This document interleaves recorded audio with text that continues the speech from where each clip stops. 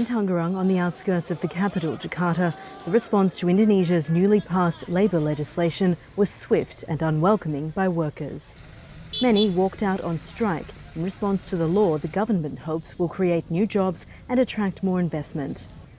But workers say the government is trying to boost the economy by stripping them of their rights. There's no guarantee for our future. This law really takes away our rights. As thousands of factory workers began their three-day strike, others found more vocal ways to voice their discontent with the motorbike protest. The new laws allow employers to keep workers on contract indefinitely without needing to offer permanent employment. It also reduces severance pay benefits and leave entitlements. The government says the change is intended to promote more employment by encouraging businesses to hire permanent staff and boosting opportunities for foreign investment.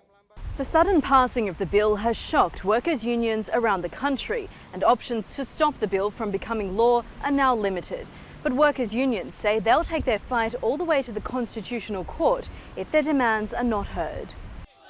Trades union leaders say companies will exploit the law to contract their workers for less than a year to avoid having to pay benefits. This is heaven for investors but hell for the common person, especially for labourers.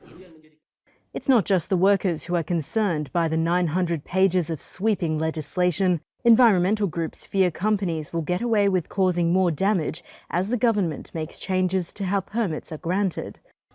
But economists say the law is necessary during Indonesia's worst economic downturn since the Asian financial crisis in the 90s.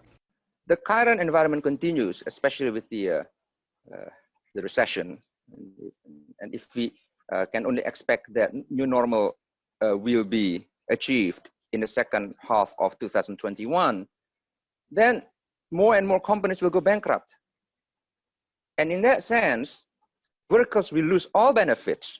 Rushing the legislation through Parliament left little opportunity for the government to speak with workers and appease their concerns, as this man shouts he would just keep fighting until the government listens. Jessica Washington, Al Jazeera, Jakarta.